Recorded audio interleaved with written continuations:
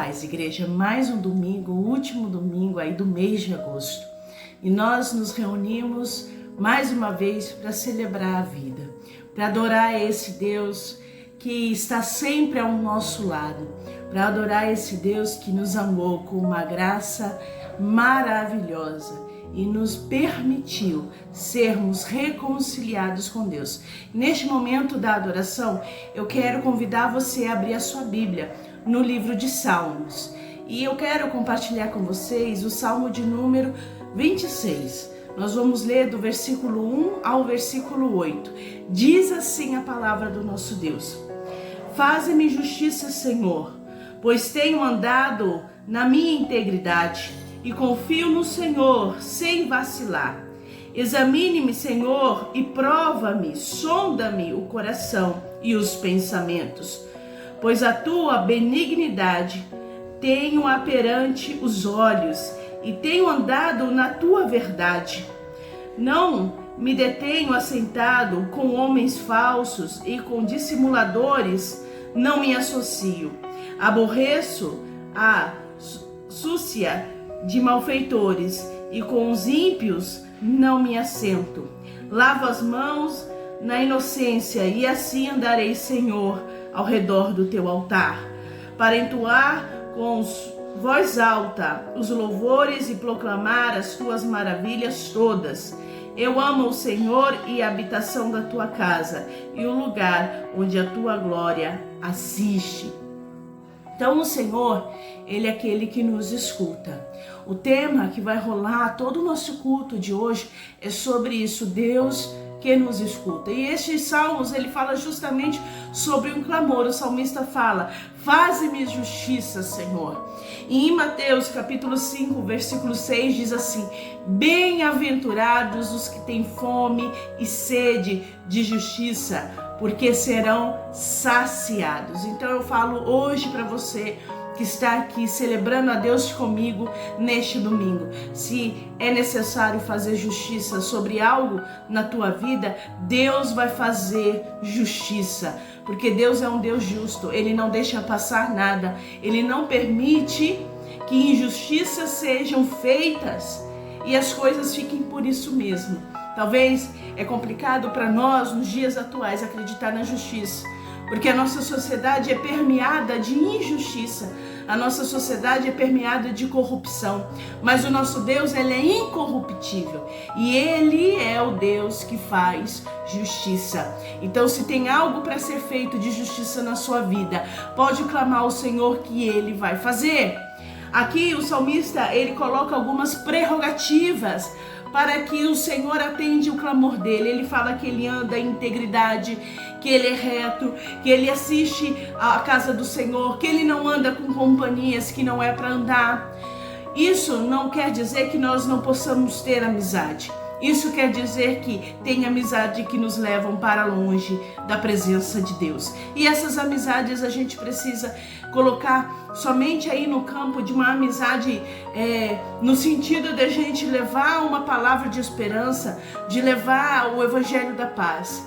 Mas o Senhor, ele é aquele que faz justiça. Amém? Então vamos adorar a Deus com uma oração neste momento.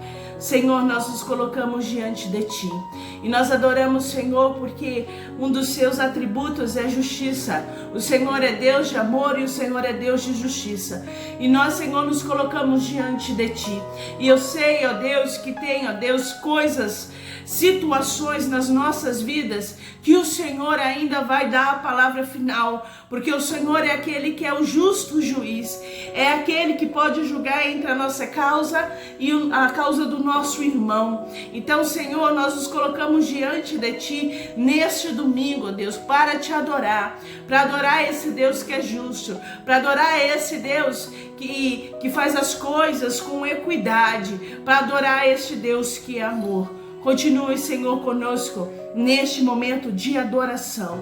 Continue conosco, Senhor, nos louvores, ó Pai. Continue conosco a falar ao nosso coração. É que eu te peço no Teu santo nome, Senhor Jesus. Amém.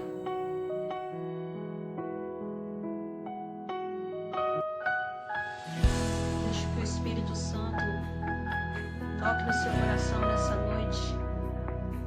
louve e adore ao Senhor. Te adorarei, Senhor. Te adorarei porque Tu és um Deus de promessas, um Deus que abre caminhos, és luz na escuridão. Te adorarei. Aleluias. Estás aqui, movendo entre nós. Te adorarei, te adorarei. Estás aqui, mudando destinos. Te adorarei, te adorarei. Estás aqui, operando milagres. Te adorarei, te adorarei.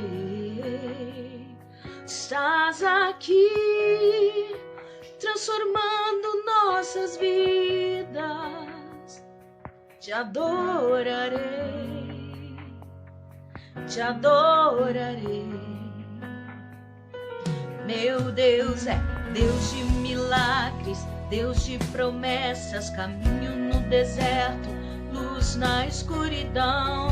Meu Deus, esse é quem Tu és. Meu Deus é Deus de milagres, Deus de promessas, caminho no deserto, luz na escuridão. Meu Deus, esse é quem Tu és. Estás aqui, tocando os corações.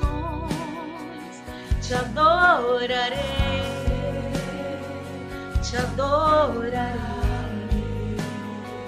Estás aqui, curando multidões.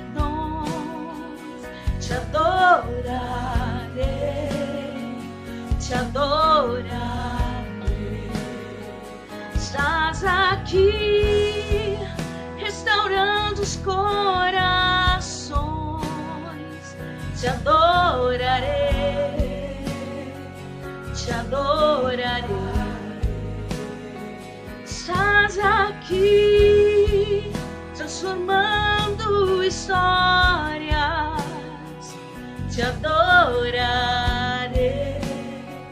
te adorarei. Meu Deus é Deus de milagres, Deus de promessas, caminho no deserto, luz na escuridão. Meu Deus, esse é quem Tu és. Aleluia. Meu Deus é Deus de milagres, Deus de promessas, caminho no deserto, luz na escuridão. Meu Deus, esse é quem Tu és. Enxuga as lágrimas, restaura os corações. Tu és a resposta, Jesus. Enxuga as lágrimas, restaura os corações. Tu és a resposta, Jesus.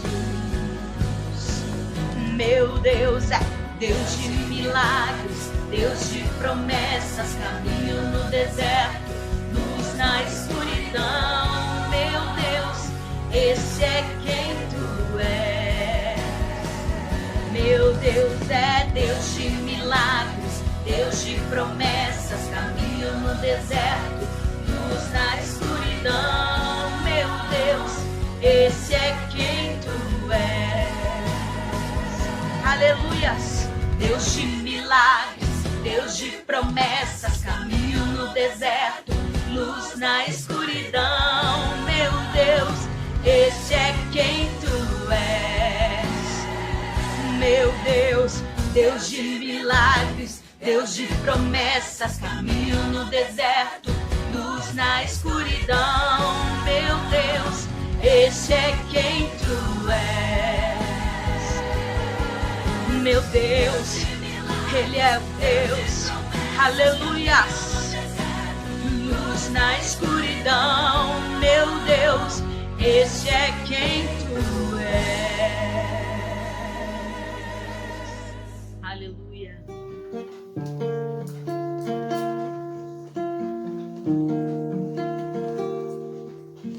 Deixou os céus pra me encontrar. Aqui não é o seu lugar. Um amor assim o mundo não conheceu.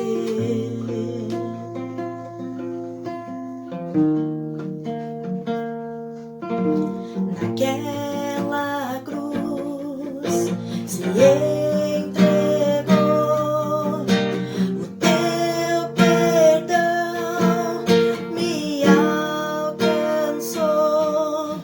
Um amor assim o mundo não conheceu.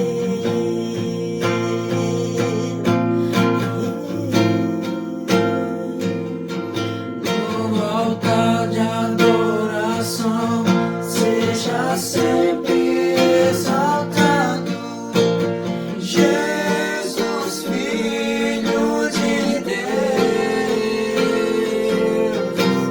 Deixou a sua glória, morreu em meu lugar.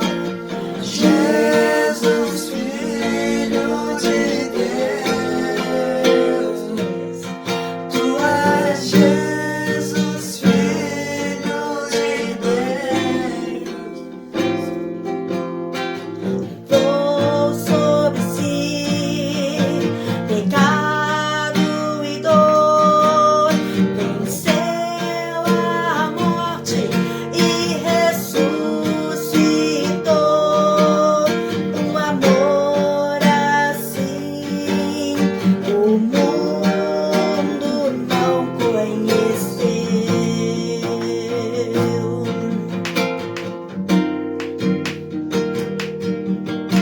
Levou sobre si pecado e dor, venceu a morte e ressuscitou. Um amor assim o mundo não conheceu.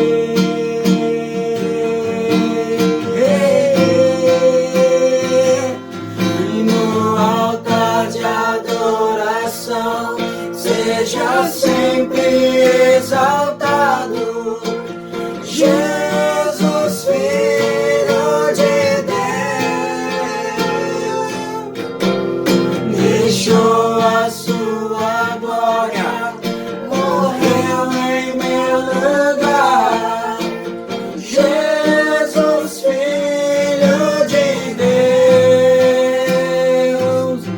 Tu és Jesus, Filho de Deus. Seja exaltado, engrandecido. Teu nome é santo, poderoso és, e não há nada que apague o seu amor. A cruz me libertou, a cruz me libertou, a cruz me libertou, a cruz me libertou.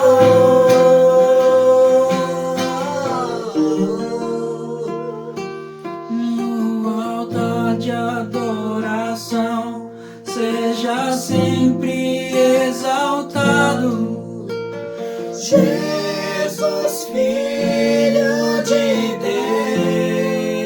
Deus. Deixou a sua glória, morreu em meu lugar. Jesus, Filho de Deus.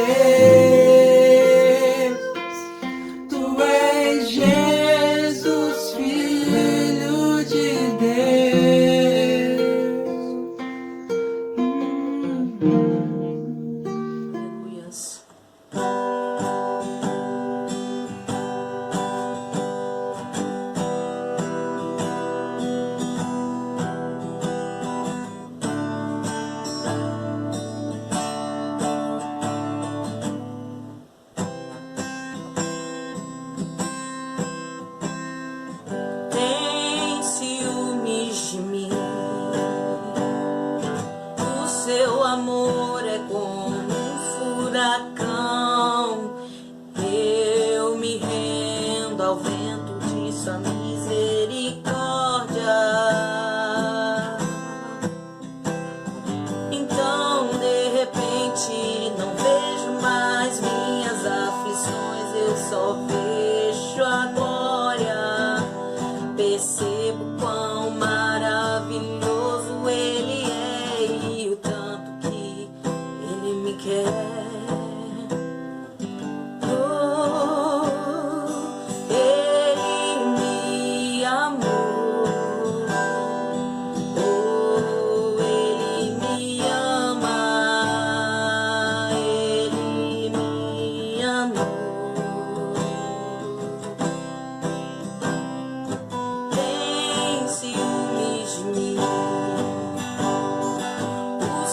Amor é como um furacão e eu me rendo ao vento de sua misericórdia.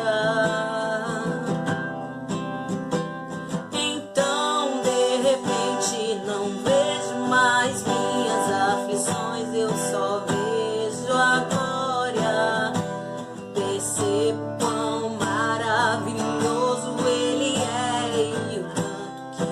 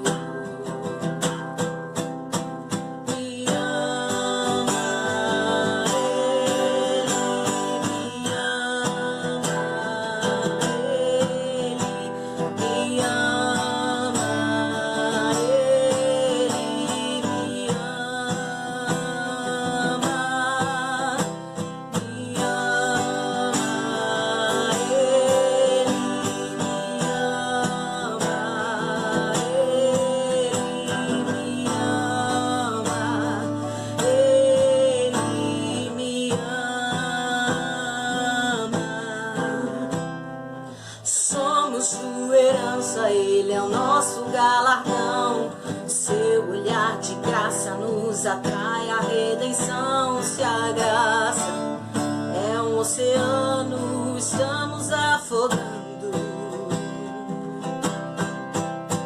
O céu se une à terra com um beijo apaixonado. Meu coração dispara e meu peito acelerado. Não tenho tempo pra perder com ressentimentos quando penso que Ele me ama, Ele me ama,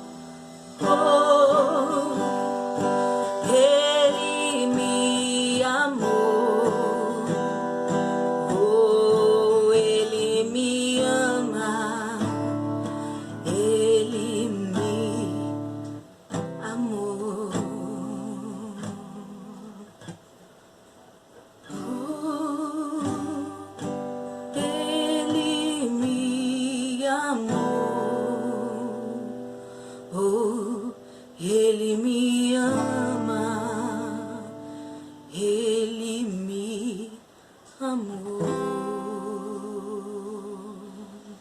Aleluia. E ainda na presença desse Deus, a gente está agora no nosso momento de oferta. É o único momento em que a gente coloca aí os dados da nossa conta bancária para você que é membro da Igreja Metodista e Vicente de Carvalho poder ser fiel no dízimo e na oferta.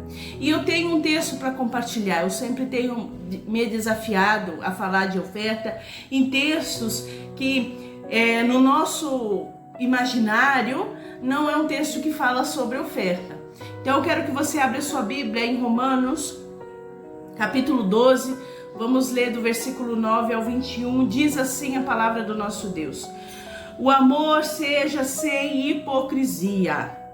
Detestai o mal, apegando-vos ao bem. Amai-vos cordialmente uns aos outros com amor fraternal, preferindo-vos em honra uns aos outros. No zelo, sejais remissos, sede fervorosos de espírito, servindo ao Senhor. Regozijai-vos na esperança, sede pacientes na tribulação e na oração perseverantes. Compartilhai as necessidades dos santos e praticai a hospitalidade. Abençoai os que vos perseguem, abençoai e não amaldiçoeis. Alegrai-vos com os que se alegram e chorai com os que choram. Tende o mesmo sentimento uns para com os outros, em lugar de serdes orgulhosos, condescendei com os que é humilde. Não sejais sábios aos vossos próprios olhos. Não torneis a ninguém mal por mal. Esforçai-vos por fazer o bem perante todos os homens. Se possível, quando depender de vós, tende paz com todos os homens. Não vos vingueis a vós mesmos, amados, mas dai lugar à ira, porque está escrito: a mim me pertence a vingança, eu é que retribuirei, diz o Senhor. Versículo 20. Pelo contrário, se o seu inimigo tiver fome, dai-lhe de comer, se tiver sede, dai-lhe de beber.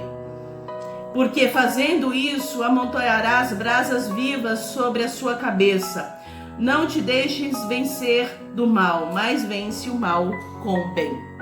Eu quis compartilhar esse texto no momento da nossa oferta. Porque não adianta, meu irmão e minha irmã, a gente ofertar, entregar o dízimo ao Senhor e a gente não se atentar para essas prerrogativas. Aqui o texto fala sobre virtudes recomendadas. Esse texto foi escrito pelo apóstolo Paulo para a igreja que estava em Roma. E ele estava falando sobre o que é ser cristão. Então, o cristão, ele não vive uma vida de hipocrisia. O amor que o cristão ele tem não é um amor hipócrita, ou seja, um amor fingido. Ali na frente dos outros eu finjo que amo, né? E ali por detrás, mas dentro do meu coração, ou quando a pessoa vira as costas, aí é notório a falta de amor, a falta de sensibilidade. E aqui está falando, né, algumas prerrogativas do ser cristão, e uma delas é se alegrar com os que se alegram e chorar com os que choram.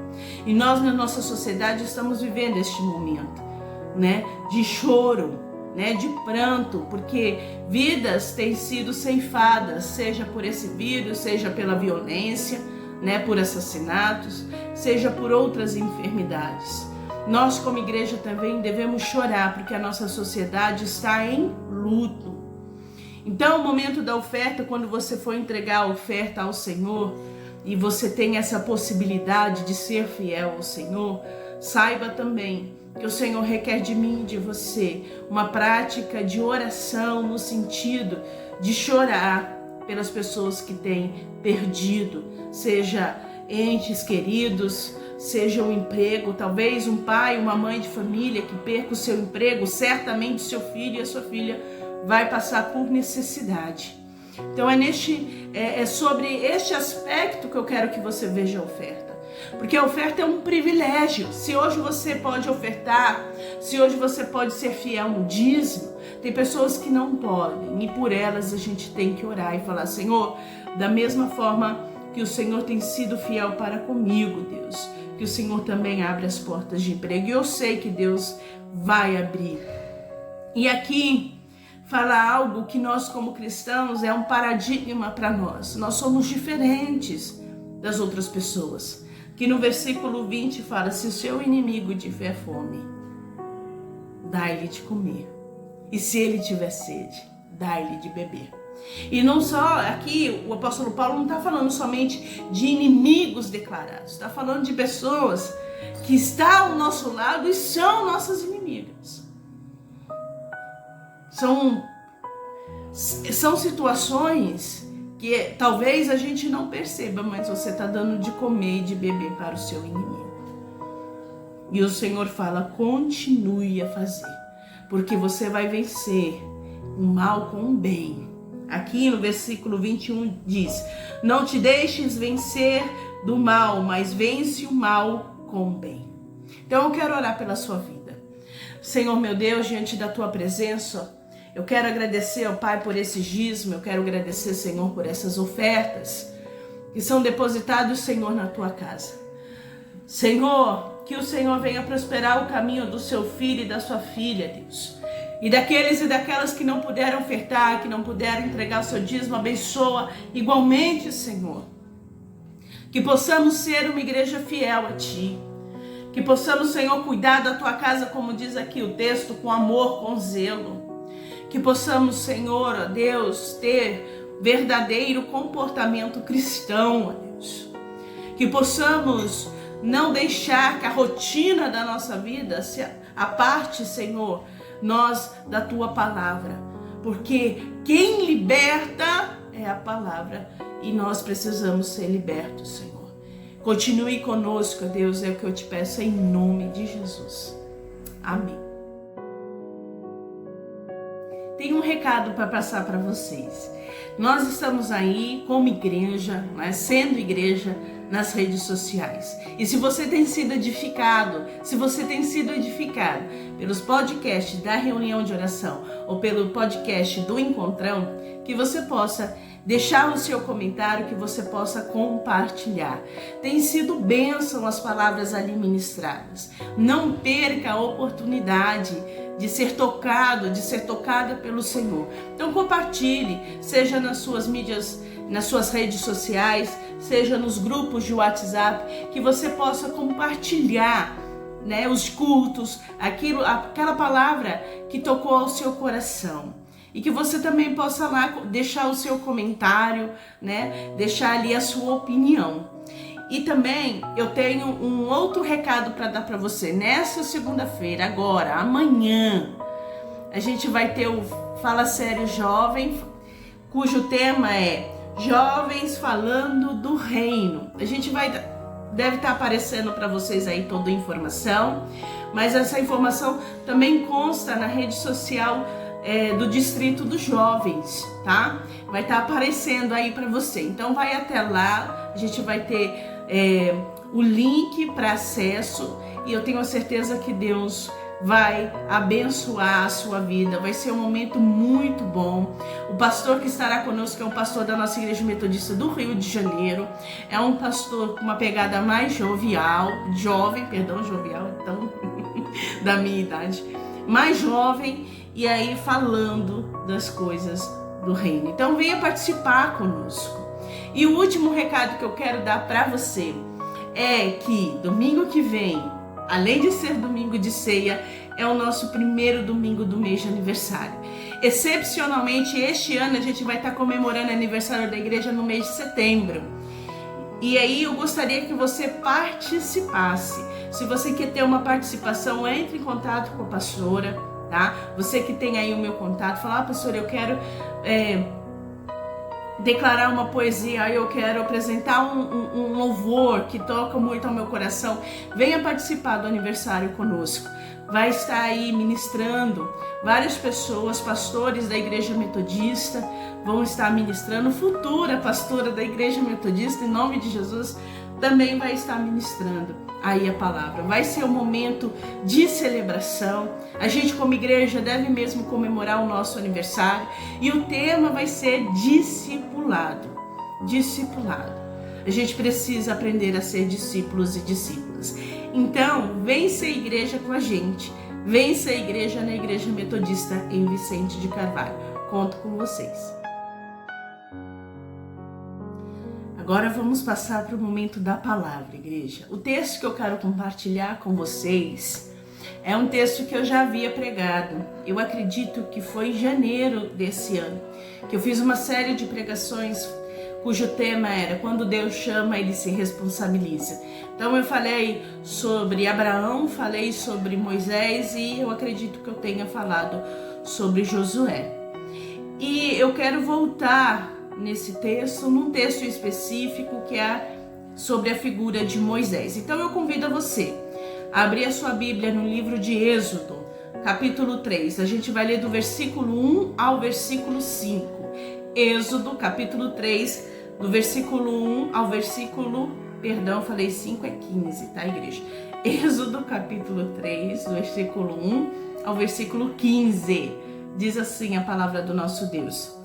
E assentava Moisés o rebanho de Jetro, seu sogro, sacerdote de Midian, e, levando o rebanho para o lado ocidental do deserto, chegou ao monte de Deus, o Horebe. Apareceu-lhe um anjo do Senhor numa chama de fogo no meio de uma sarça. E Moisés olhou, e eis que a sarça ardia no fogo e a sarça não se consumia. Então disse consigo mesmo: irei para lá e verei essa grande maravilha, porque a sarça não se queima. Vendo o Senhor que ele se voltava para ver, Deus, do meio da sarça, o chamou e disse: Moisés, Moisés. E ele respondeu: eis-me aqui. E Deus continuou: não te chegues para cá, tira as sandálias dos pés, porque o lugar em que estás é terra santa.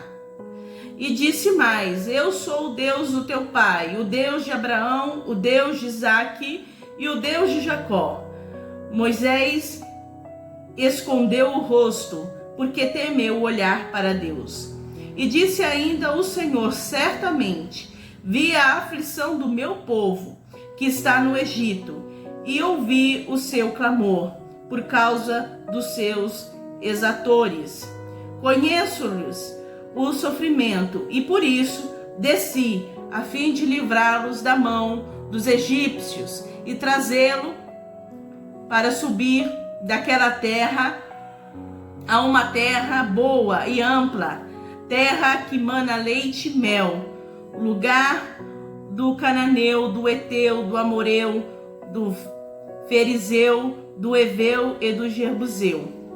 Pois o clamor dos filhos de Israel chegou até mim, e também vejo a opressão com que os egípcios os estão oprimindo.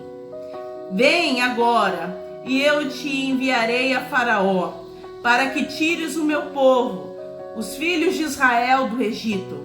Então disse Moisés a Deus: quem sou eu para ir a Faraó e tirar do Egito os filhos de Israel? E Deus lhe respondeu: eu serei contigo, e este será o sinal de que eu te enviei. Depois de haveres tirado o povo do Egito, servireis a Deus neste monte. E disse Moisés a Deus: eis que, quando eu vier aos filhos de Israel e lhe disser: o Deus dos vossos pais me enviou a vós outros, e eles me perguntarem: qual é o seu nome? Que lhes direi? Disse Deus a Moisés: eu sou o que sou. Disse mais: assim dirás aos filhos de Israel: eu sou, me enviou a vós outros. E disse Deus ainda mais a Moisés: assim dirás aos filhos de Israel: o Senhor, o Deus dos vossos pais, o Deus de Abraão, o Deus de Isaque e o Deus de Jacó, me enviou a vós outros, e este é o meu nome eternamente, e assim serei lembrado de geração em geração. Vamos orar? Espírito Santo, que a tua presença, que a tua unção, que, Deus, o Senhor venha nos guiar neste texto bíblico. Eu repreendo desde agora qualquer distração que venha tirar o teu filho e a tua filha, a concentração deles da tua palavra neste momento. Em nome de Jesus, amém. O contexto desse texto aqui de Êxodo é um contexto onde começa a entrar aí dentro da religião judaica a tradição de Moisés, conhecida como tradição mosaica. O livro de Gênesis, ele é mais específico, ele vai falando de alguns assuntos que permeiam né, aí o mundo, né, no que se refere à criação do homem, no que se refere a os idiomas, que assim foi feito, né? E a gente tem várias narrativas relatando a questão de assassinato, e depois a gente vê a história dos patriarcas, que são Abraão, Isaac e Jacó. E o livro de Êxodo, ele fala especificamente sobre uma figura, a figura de Moisés. É sobre Moisés que as leis do judaísmo são firmadas, são enraizadas, né? Tanto é que no Novo Testamento, quando você vê os fariseus, quando você vê os saduceus, quando você vê os escribas inquirindo Jesus sobre algo, ele fala sobre a lei. E a lei, quando é dita ali, é a lei de Moisés. É a lei que constitui aí a religião judaica.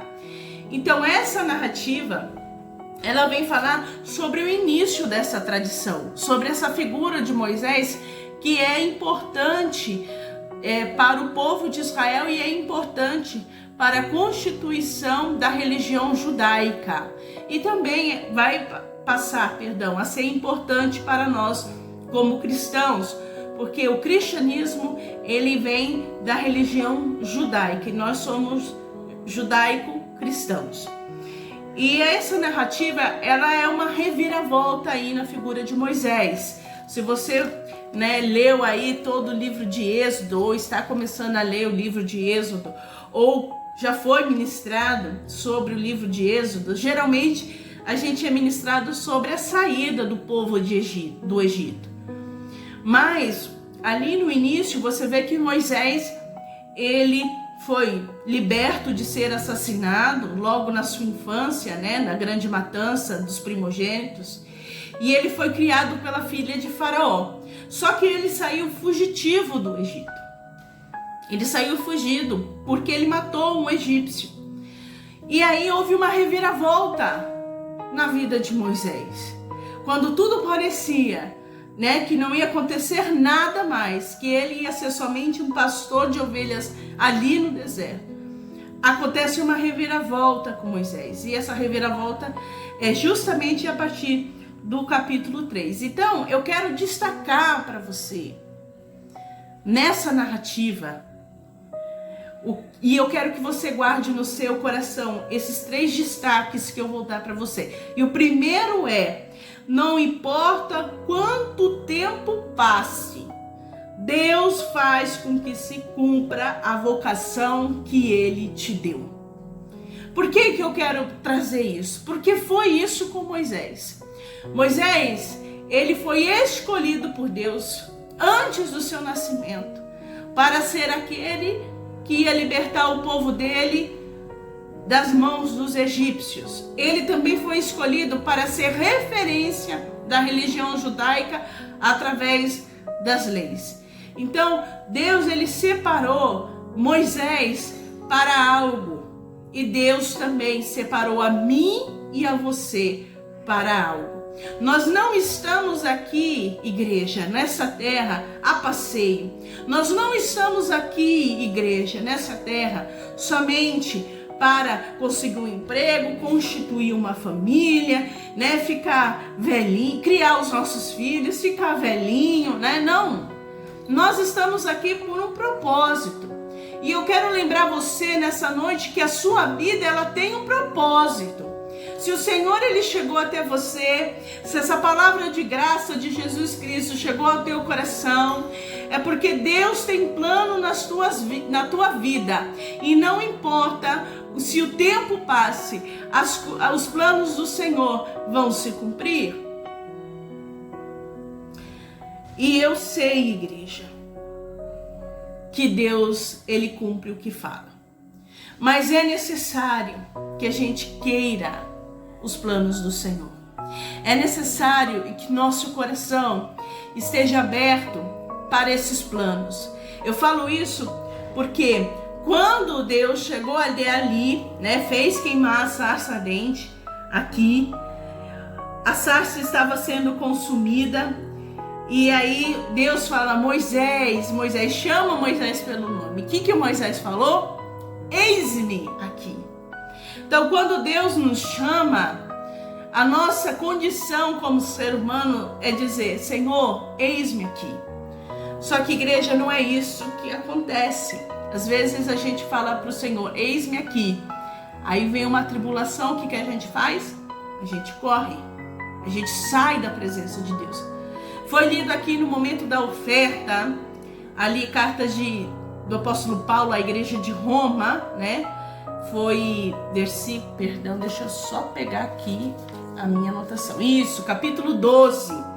A gente leu ali que o apóstolo Paulo, ele orienta da seguinte forma: sede pacientes na tribulação e perseverantes na oração. Então, se as coisas estão difíceis, se a tribulação está vindo, não desista, não saia da presença de Deus. Permaneça na presença de Deus. Aí você fala: mas pastora, quais são os planos que o Senhor tem na minha vida? Ele quer falar esses planos para você. Ele não vai falar isso para mim. Para mim ele já compartilhou: filha, sua vocação é essa. Você tem que orar mais nesse sentido. Você tem que buscar mais a minha face. Olha, eu estou contigo. O Senhor, ele não é garoto de recado. Ele não fica, presta atenção, Deus não é garoto de recado. Deus não vai falar o que ele quer fazer na sua vida para outra pessoa. Ele vai falar para você. Mas é necessário que você queira ouvir aquilo que Deus quer falar. Talvez o seu coração esteja temeroso de aceitar esse convite do Senhor, ou fica com medo de Deus vir falar com você. Mas saiba que os planos do Senhor não são os nossos planos, e os caminhos do Senhor não são os nossos caminhos.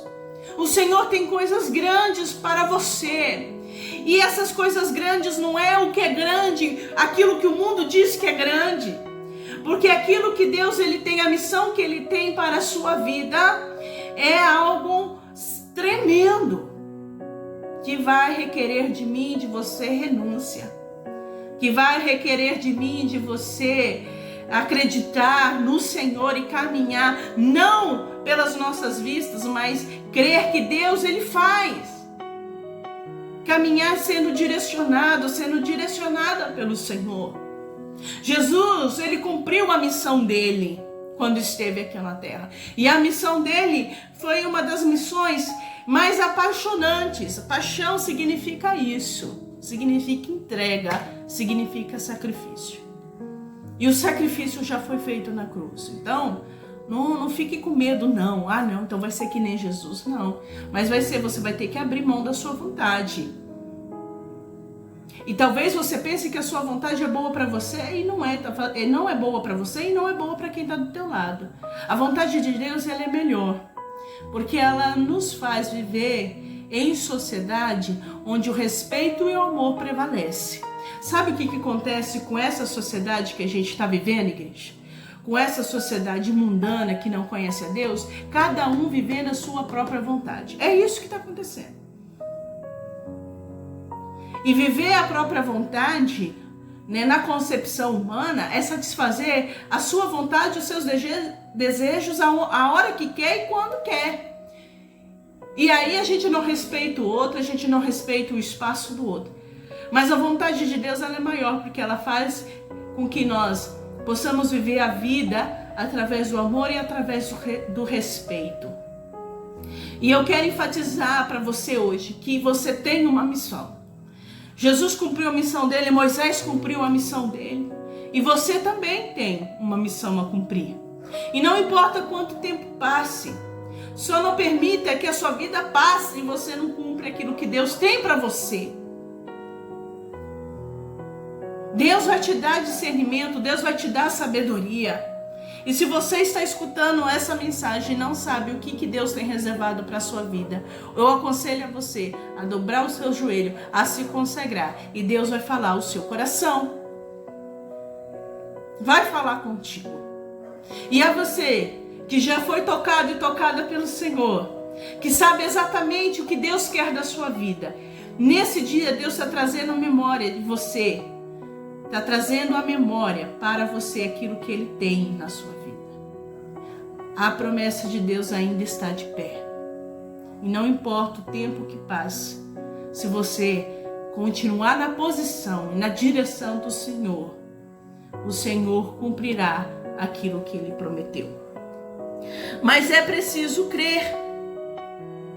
É preciso crer. Tem um texto em Lucas, capítulo 9, versículo 23, que diz assim: e dizia a todos: se alguém quiser vir após mim, negue-se a si mesmo, tome cada dia a sua cruz e siga-me. O caminho que Deus tem para nós é o caminho que Jesus Cristo, direciona e está na frente. E é algo condicional. O Senhor não obriga ninguém a nada. Ele fala: se você quiser vir após mim, tome a sua cruz e siga-me. Então é necessário que nós, como igreja do Senhor, sigamos esse Deus. Que nós não deixamos a nossa cruz de lado ali. Ou seja, quando fala de cruz, fala de sacrifício, fala de entrega, fala de mudança de vida, fala de mudança de comportamento. Cruz significa isso. Significa uma paixão que olha e quer ver o outro numa situação melhor do que a sua. É você se doar pelo outro. Só que hoje em dia o que tem sido pregado nas igrejas, infelizmente, é uma outra teologia, é um outro caminho que não é a cruz, é um caminho da facilidade que diz assim: deixa essa cruz aí, vem caminhar com Deus, mas não é um caminho de sofrimento. E isso é uma mentira. Eu tenho que falar isso para você, igreja. Isso é uma mentira. Jesus fala ali em Lucas. Jesus é muito claro quando diz ali, Lucas capítulo 9, versículo 23, se alguém quiser vir após mim, tome a sua cruz e siga-me. Então eu preciso reforçar isso para você. Sabe por que Jesus ele fala e faz essa ênfase? Porque também aonde ele estava dentro de um período, tá? A gente está no período considerado pós-modernidade. O Senhor Jesus, ele está naquele período do Império Romano. Você que está estudando aí a aula adolescente de história, com certeza vai estudar o Império Romano. Jesus estava naquela época. E naquela época também se pregava essa facilidade, não, você tem que fazer as suas próprias vontades. Para você fazer a sua vontade, você tem que prejudicar uma outra pessoa. E quando Jesus fala da cruz, ele fala: se você quiser caminhar comigo, você vai ter que pegar a sua cruz e me seguir. Então, o caminho do Senhor pode ser um caminho, sim, que para nós é de dificuldade. Sabe por que é de dificuldade? Porque a gente tem que deixar a nossa vontade de lado, sabe? A gente tem que deixar a maldade do nosso coração de lado. A gente não pode se vingar, como diz ali o texto de Romanos, capítulo 12, a gente não pode vingar-se, a gente não pode amaldiçoar ninguém, xingar de palavrão ninguém. A gente tem que dar comida e bebida para quem é o nosso inimigo. A dificuldade de ser cristão é essa. É você deixar aquilo que de mal está dentro de você e permitir que o Senhor Jesus, que é bom e que é amor, habite em você. E você começar a tratar as pessoas com amor, mesmo que essas pessoas não mereçam. Por isso que a porta que leva à salvação, ela é estreita. Porque faz negar as nossas próprias vontades, a vontade da nossa carne, que é sempre ter vantagem nas coisas. O segundo tópico que eu quero que você guarde também hoje aí no seu coração, que a manifestação de Deus, ela é no sobrenatural. Então, que você pare de ter medo do sobrenatural de Deus. Não, pare de ter medo do sobrenatural, né, igreja? Você não tem que ter medo de demônio. E muito menos da manifestação do Espírito Santo de Deus. Aqui nesse texto diz que a sarça ardia. E isso é sobrenatural. Quando Deus ele se encontrou com Moisés, foi de forma sobrenatural. A sarça ardia. Moisés achou aquilo uma maravilha. Vamos chegar mais perto porque essa sarça está ardendo, mas ela não está se queimando. Foi aí que Deus falou com ele. Quando a gente tem medo do sobrenatural, quando a gente tem medo da ação do Espírito Santo de Deus, que é uma ação sobrenatural, fica difícil caminhar com Deus. Fica difícil caminhar com Jesus, aí no nosso caso. Porque Jesus também fazia ações sobrenaturais, ele fazia milagre, ele andava sobre o mar, ele fazia a tempestade cessar. Então a gente não tem que ter medo. O que a gente precisa é ter uma experiência com Deus. Eu quero repetir, peça para Deus uma experiência. Tenha uma experiência com Deus. Peça para o Senhor tocar o seu coração. Busque uma experiência com Deus. Busque verdadeiramente ter uma experiência com Deus. Porque quando a gente encontra Deus, a gente muda. O nosso caráter muda. A nossa atitude muda. Tenha uma experiência com Deus. Não adianta você crer em Jesus Cristo da boca para fora, você ir à casa de Deus, ir numa igreja, ir numa célula, somente para ouvir falar de Jesus. Fala, Senhor, eu estou querendo ouvir, estou aqui para ouvir a tua palavra, mas eu quero ter uma experiência contigo, fale comigo. Se você pedir isso para o Senhor vai fazer. Mas é necessário que você busque uma experiência. Não fique com o Senhor só de ouvir falar. Jó, em seu livro, que está na Bíblia também, cujo título é Jó, fala, antes eu te conhecia de ouvir falar. Agora eu te conheço porque eu ando contigo. Então você precisa de uma experiência com o Senhor. Você precisa de buscar essa experiência. Não tem como você caminhar dessa forma, porque senão, se acontece qualquer problema, seja na sua casa, seja no seu serviço, seja na sua família, seja na casa de Deus com seus irmãos e irmãs, você vai e sai da presença de Deus. Por quê? Porque você não teve uma experiência real com o Senhor. E agora eu quero falar algo para você que já teve essa experiência com Deus, que já foi tocado, que já foi tocada de forma sobrenatural pelo Senhor e que já ouviu Deus te chamar e te chamar pelo nome. Eu falo para você, não perca essa experiência de vista. Não deixa essa experiência se esgotar. Mas como que eu faço, pastora, para não deixar se esfriar dentro de mim essa experiência sobrenatural com o Senhor? Porque falta aí, se ela esfriou, eu vou ser real com você. Se essa experiência de Deus no seu coração está fria, é uma lembrança muito vaga, é porque você não cuidou. É porque você não orou. É porque você não jejuou o suficiente. Porque certamente, depois de uma experiência com Deus, vem situações na nossa vida, entendeu? Para que a gente saia da presença de Deus e passa a não acreditar na experiência que a gente teve com Deus. Sabe o que está acontecendo hoje em dia com a igreja evangélica, com a igreja cristã aqui no Brasil? Está acontecendo isso. Pessoas que tiveram experiência com Deus deixaram essa experiência se esfriar dentro de si e não buscaram ao Senhor. Ali em Apocalipse, o Senhor fala, lembra-te de onde caiu e volte ao primeiro amor. Então tem muitas pessoas que deixaram o primeiro amor para trás, que deixaram essa experiência para trás e hoje tem colhido aí, tem presenciado, a verdade tem colhido experiências muito ruins. São cristãos que estão se comportando como pessoas do mundo, como pessoas que dizem, que creem em Deus e não creem, Então a gente está, durante essa semana que se passou, a gente está sendo bombardeado por várias pessoas, que se dizem cristãs, e eu não estou aqui para julgar se essa pessoa teve ou não uma experiência com Deus.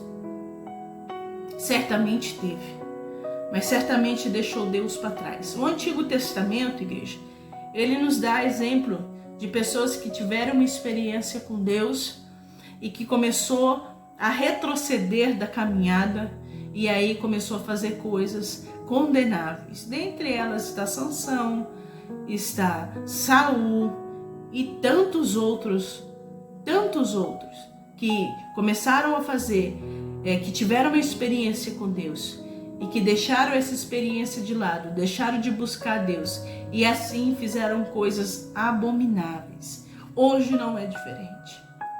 Quando Deus vem ao nosso encontro e a gente para de buscar esse Deus, a gente sente a presença de Deus, a gente tem essa experiência com o Senhor e a gente para de buscar o Senhor, esse é o lugar aonde que a gente vai. A gente vai para lugares aonde não é para ir. A gente faz coisas que não é para fazer. A gente começa a negar a nossa fé. E aqui negar a fé não é porque alguém está nos perseguindo e fala para a gente negar Cristo. A gente nega Cristo quando a gente faz aquilo que não é para fazer.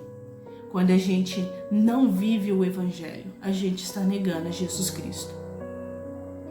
E uma terceira e última parte que eu quero destacar para você é que Deus ainda escuta o clamor.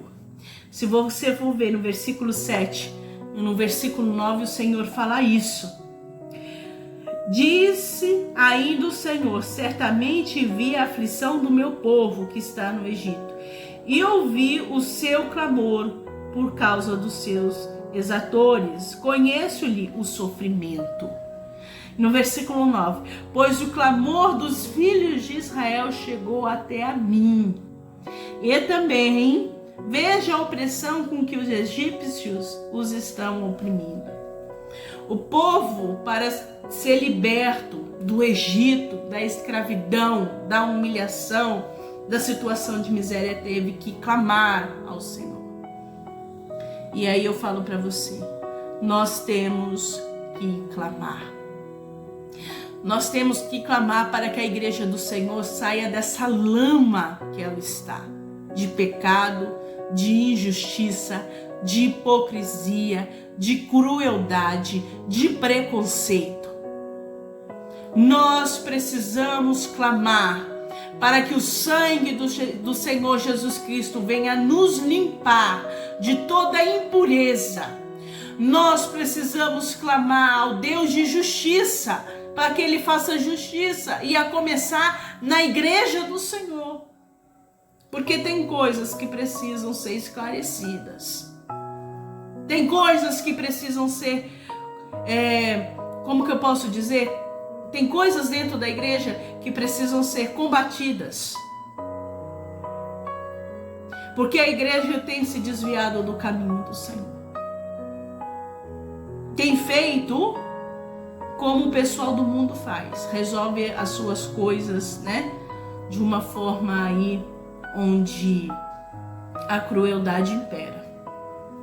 A igreja não tem resolvido as suas questões na oração.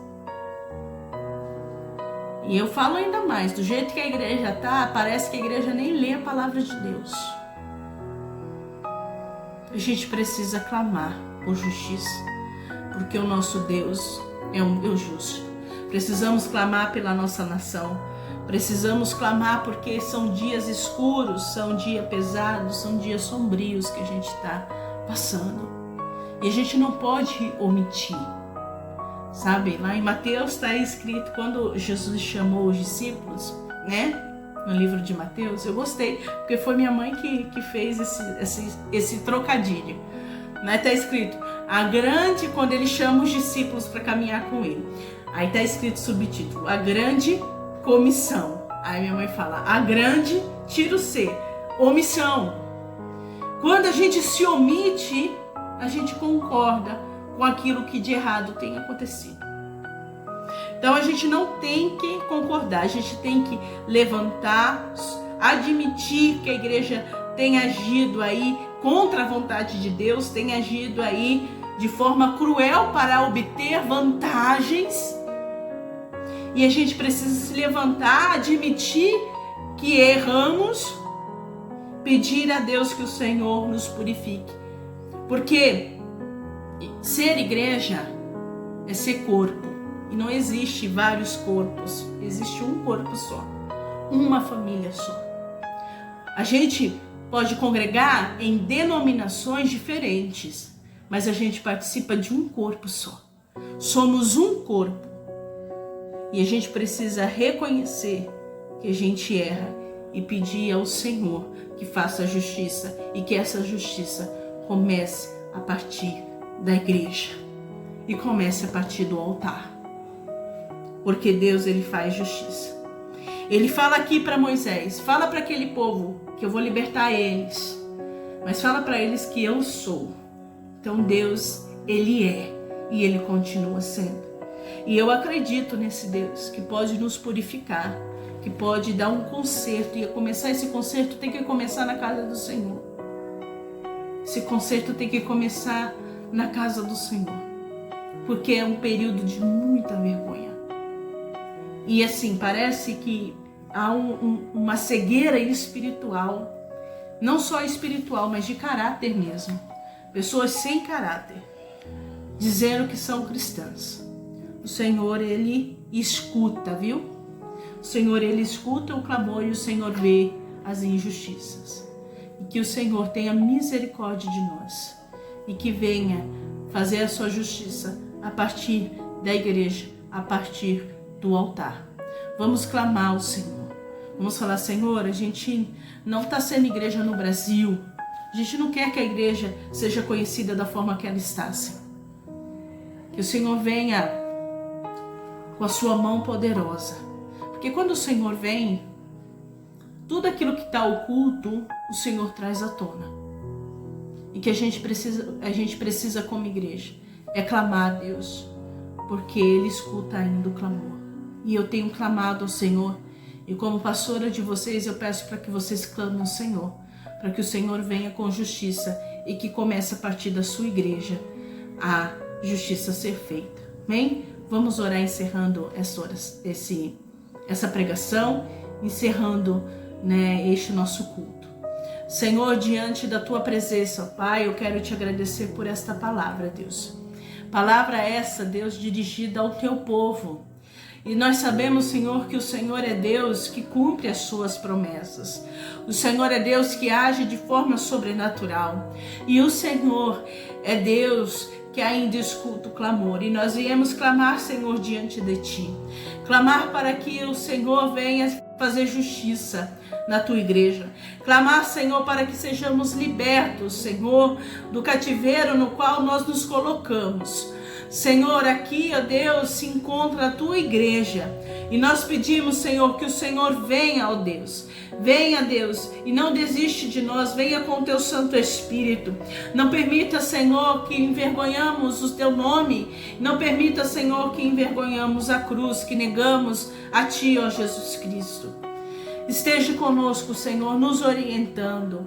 E não permita, Deus, não permita, Senhor, que nós fujamos, ó Pai, da tua mão, mas que o Senhor venha consertar e colocar as coisas no lugar. Também, ó Deus, eu quero pedir ao Senhor, abençoar, ó Deus, a tua casa. Abençoa, Senhor, os teus filhos.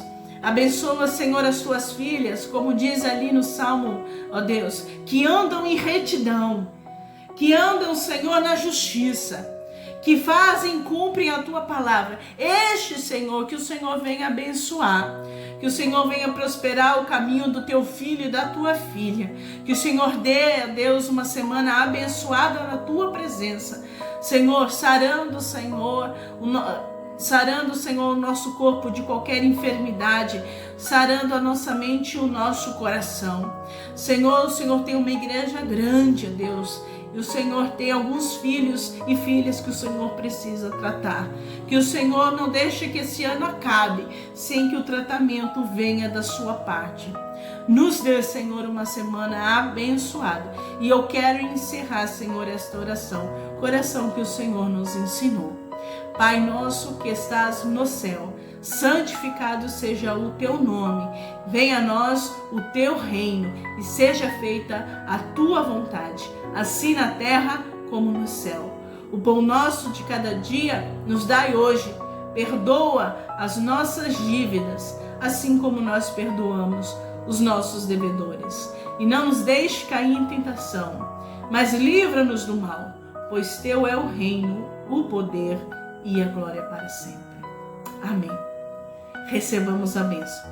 Que a graça e a paz do nosso Senhor Jesus Cristo, que o amor de Deus, o nosso Pai, e as consolações do Espírito seja na sua vida e nela permaneça. Amém? Até o nosso próximo encontro.